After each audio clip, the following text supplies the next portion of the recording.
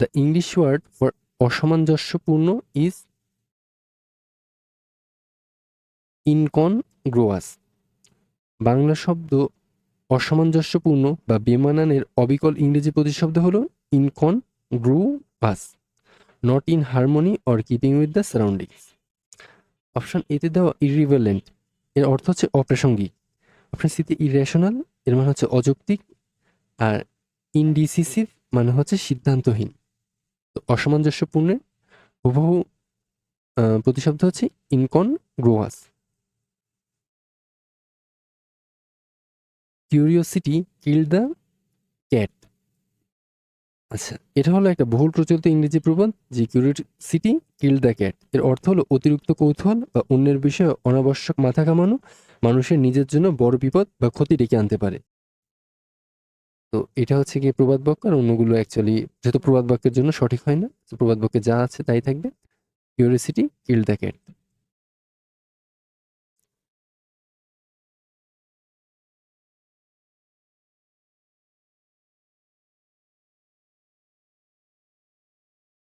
নম D plum means,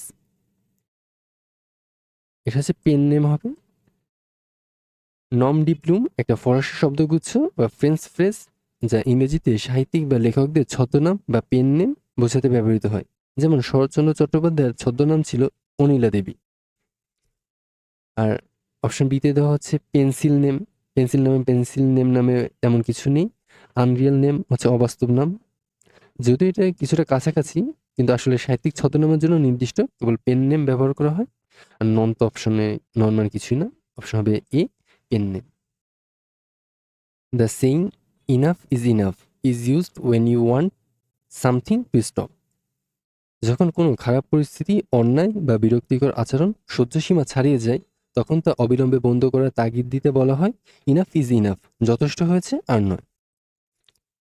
something to continue, কোনো কিছু হচ্ছে চালিয়ে যাওয়া, something to continue until enough, কোনো কিছু চালিয়ে যাওয়া যতক্ষণ না সেটা পর্যাপ্ত পরিমাণ হয়। ইনস্ট্রাক্ট টু বি ক্লিয়ার, কোনো কিছুকে হচ্ছে ইনস্ট্রাকশনস মানে হচ্ছে কোনো দিক নির্দেশনা, টু বি ক্লিয়ার কোনো কিছু পরিষ্কার করতে দিক নির্দেশনা দেওয়া হবে। সামথিং টু স্টপ যেটা আমরা সে থামাতে চাই, enough is enough. An apple of discord means an object of dispute. Greek পুরাণ থেকে আসা অ্যান অ্যাপেল অফ ডিসকর্ড ইডিয়মটার অর্থ হলো বিবাদের বিষয় বা ঝগড়ার মূল কারণ। অ্যান অবজেক্ট অফ ডিসপিউট বা কজ অফ আর্গুমেন্ট, বাংলায় কি বিবাদের সূত্র বলা যায়। আর অপশন এতে দেওয়া হচ্ছে এ বিউটিফুল অবজেক্ট, একটা সুন্দর বস্তু। এ টেস্টি ফ্রুট, একটা সুস্বাদু ফল। An object of desire,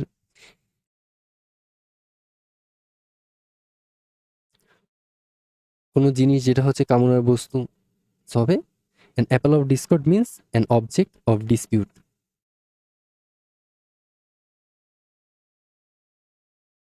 the phrase with flying colours means smartly, victoriously, promptly, colourfully. ভিক্টোরিয়াসলি।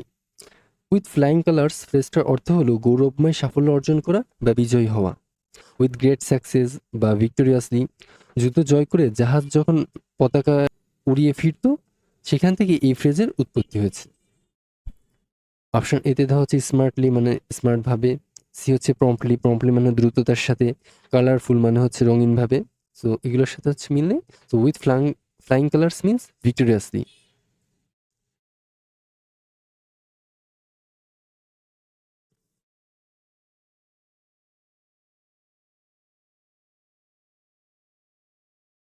His handwriting is spick and span. Spick and span ফ্রেজটার অর্থ হলো অত্যন্ত পরিষ্কার পরিচ্ছন্ন, ঝকঝকে ও সুবিন্যস্ত। হস্তাক্ষর বা হাতের লেখা অত্যন্ত পরিষ্কার ও সুন্দর বোঝাতে এখানে স্পিন স্পিক অ্যান্ড স্পান এই ফ্রেজটা ব্যবহার করা হয়েছে।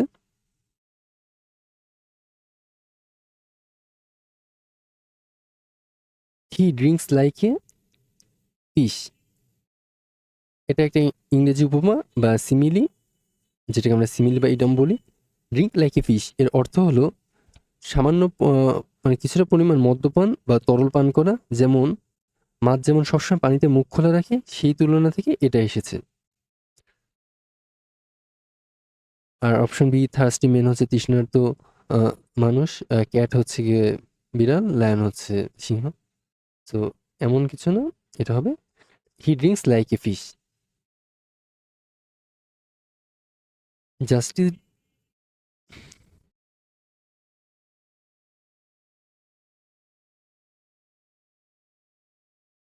Justice delayed is justice denied. এটি ব্রিটিশ প্রধানমন্ত্রী উইলিয়াম গ্লাডস্টোনের একটি বিশ্ববিখ্যাত আইনি প্রবাদ, justice delayed is justice denied, যার বাংলা অর্থ হলো বিলম্বে বিচার মানে বিচারের অবমাননা বা বিচার না পাওয়া। সো অপশন এটা হচ্ছে সঠিক। অপশন বিতে দেওয়া হচ্ছে কি অ্যাকসেপ্টেড। অ্যাকসেপ্টেড মানে হচ্ছে কি গ্রহণ করা, আর অপশন ডিনাইড মানে ছিল হচ্ছে প্রত্যাখ্যান করা, আর ডেফার্ড হচ্ছে স্থগিত, আর over ruled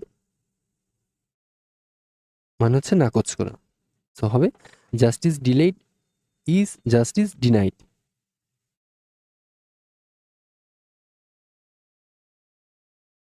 There was a sudden split of lightning, fire of lightning, flash of lightning, splash of lightning, which lit up the street. So have a flash of lightning. There was a sudden flash of lightning which lit up the street. আকাশে ক্ষণিকের জন্য বিজলি বা বিদ্যুৎ চমকানোকে ইংরেজিতে কোলাকেশন অনুযায়ী বলা হয় এ flash of lightning. এই আলোর ঝলকানিকেই রাস্তাটিকে আলোকিত করে তুলেছিল।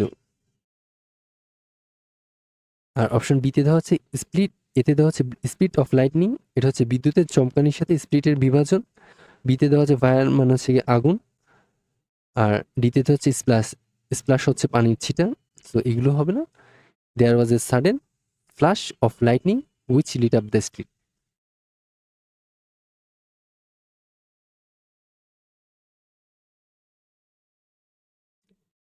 By his virtual life, he has made amends for past actions. Underlined means made amends for, এটার মানে কি হয়?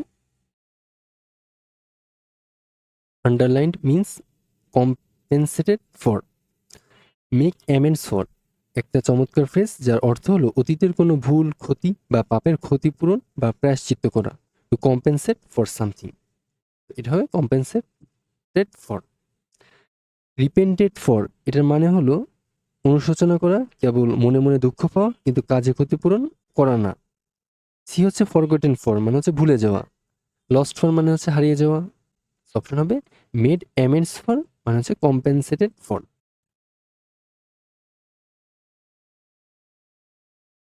If you get it off your chest you will feel better. Underline means talk about it, through it out, hope for it, forgot it. So get it off your chest means talk about it. আচ্ছা, get something off your chest এরমটার অর্থ হলো মনের ভেতর চাপা রাখা কোনো দীর্ঘদিনের কষ্ট, ক্ষোভ বা দুশ্চিন্তার কথা অন্য কারো কাছে মন খুলে বলে হালকা হওয়া। Talk about something that has been worried you. Option বিতে দেওয়া থ্রু ইট আউট মানে হচ্ছে ছুঁড়ে ফেলা, হোপ ফর ইট আশা করা, ফরগেট ইট মানে হচ্ছে ভুলে যাওয়া। হবে টক অ্যাবাউট ইট, এটা নিয়ে কথা বলে মনের কষ্টটা থেকে নিজে হালকা হওয়া। To catch a tartar means to see cruel person, see philanthropist, attack to strong rival. Option হবে অ্যাট্রাক্ট টু স্ট্রং রাইভাল। ক্যাচে টার্টার ইরামটার অর্থ হলো এমন কোনো শত্রু বা প্রতিপক্ষের মুখোমুখি হওয়া যে নিজের চেয়েও অনেক বেশি শক্তিশালী এবং যাকে সহজে কাবু করা যায় না। To deal with someone who is too strong or troublesome. এতে ছিল সি ক্রুয়েল পারসন মানে হচ্ছে নিষ্ঠুর ব্যক্তিকে দেখা, সি ফিলান্থ্রপিস্ট যে হচ্ছে পরোপকারীকে দেখা। অপশন ডি হচ্ছে মিট মিসেন্থ্রপি। মিসেন্থ্রপি হচ্ছে মানব বিদ্বেষীদের সাথে দেখা করা, যেহেতু মিট বলেছে। হ্যাভ ওয়াইন ফল মানে হঠাৎ প্রচুর ধন সম্পদ পাওয়া।